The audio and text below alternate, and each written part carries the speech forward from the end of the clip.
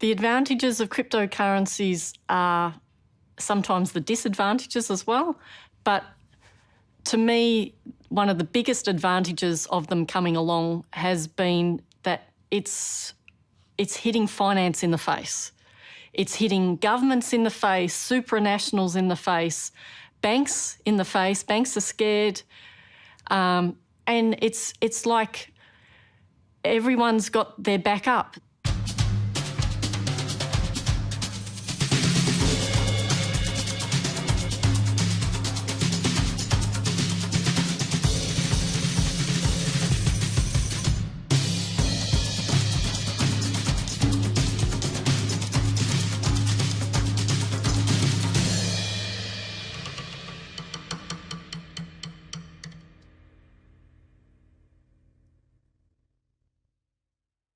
The predominant use of Bitcoin and most cryptocurrencies is speculation. Some might take exception to that term, but as an investment. In fact, the amount of Bitcoin available that's actually used to buy and sell goods and services is relatively small compared to the volume of Bitcoin that's traded for investment purposes. Let's just throw the rule book out in some ways and reimagine a futuristic world in a new way.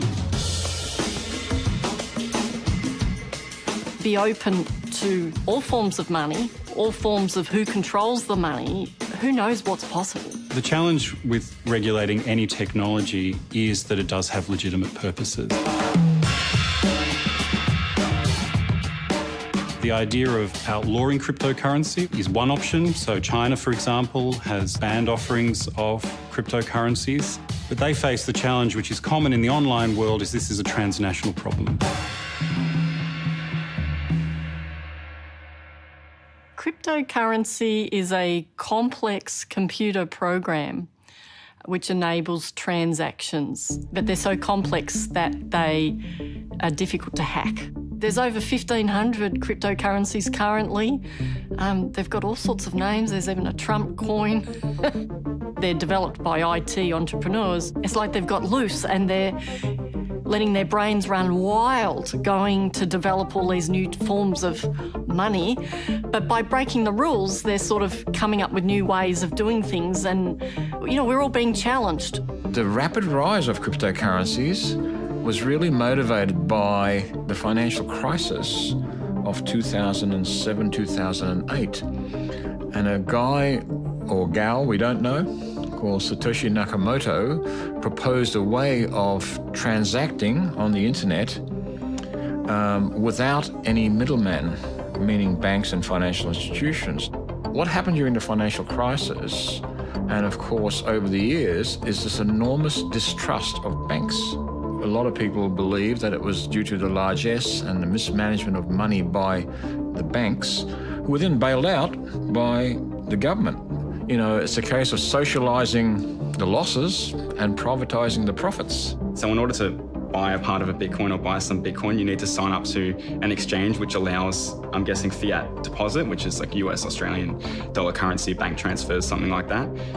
You kind of need to sign up with them. They need to verify your identity, which means like uploading a passport. And once you're approved, you can purchase any cryptocurrency with a bank account.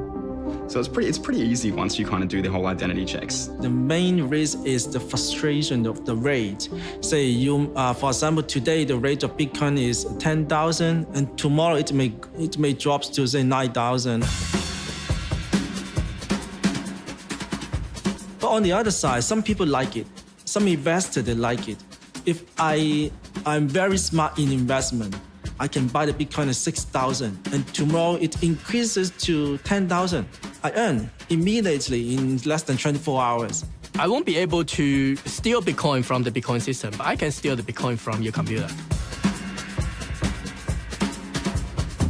I can try to use different ways of hacking, even including social engineering, becoming your friends, try to get your ID and password of your Bitcoin wallet and wire it out. If you do lose your passwords and you've got no recovery for them, they're gone.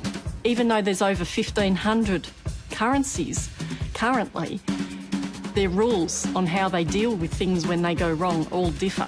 but there's no one to run to when things go wrong. That's the insecure bit of Bitcoin, and that's actually the main issue that we should focus on if we are going to use blockchain or cryptocurrency in the future. Here you have a technology that not many people understand, promises great riches, and there's a level of urgency. You better get in quick.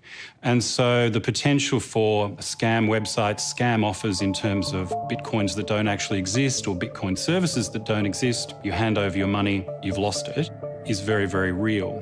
The broader and in a way more profound use of cryptocurrencies in relation to crime is facilitating other criminal offences. There is the potential to trade in illegal goods and services online. You don't want to be identified engaging in those transactions, so a cryptocurrency that promises a secure transaction, which is relatively anonymous, is obviously appealing in those online marketplaces. Cryptocurrencies will not become mainstream until they have established a trust framework, and that means recognised by institutions and some kind of regulation about how they can exist so people can trust them. We see in the United States, for example, the Securities Exchange Commission looking at how do we bring Bitcoin exchanges into the financial regulatory system. The other aspect is bringing it within anti-money laundering and counter-terrorism financing laws. Now Australia, with amendments to our money laundering laws, are seeking to bring the cryptocurrency exchanges into the anti-money laundering laws, so requiring them to register, so they have to be identified, having know your customer laws in terms of who has the account, reporting suspicious transactions. So it seeks to bring the cryptocurrency within the established regulatory framework. One of the big issues with cryptocurrencies, now not all of them, some of them are quite efficient, the newer ones that have come out, but the more established ones, such as Bitcoin, use an enormous amount of energy to process a single transaction. The energy it takes to maintain Bitcoin is the same as the whole of the country Uzbekistan. It's more than all the energy consumed in Portugal. It's more than the energy consumed in Singapore. More broadly, cryptocurrencies are simply based on blockchain technology. And that's, it seems to me, the really exciting aspect of where this might go is what other uses are there, legitimate uses for blockchain. Blockchain is the underlying technology in cryptocurrency, and blockchain is not limited to the payment system. The best way to describe it is it's a distributed set of records. They keep talking about it in the cryptocurrency world as a ledger, and that has a specific meaning for finance. If we bring it to healthcare, it's a distributed set of records. As I've looked at this over the last 3 months, it's exploded. I've come across a new application called Haver, using blockchain in the setting of helping people maintain sobriety. And it's drawing on the community concept.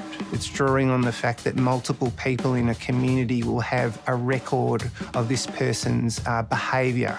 So they can say, I noticed that you haven't recorded your sobriety on the system in the last few days.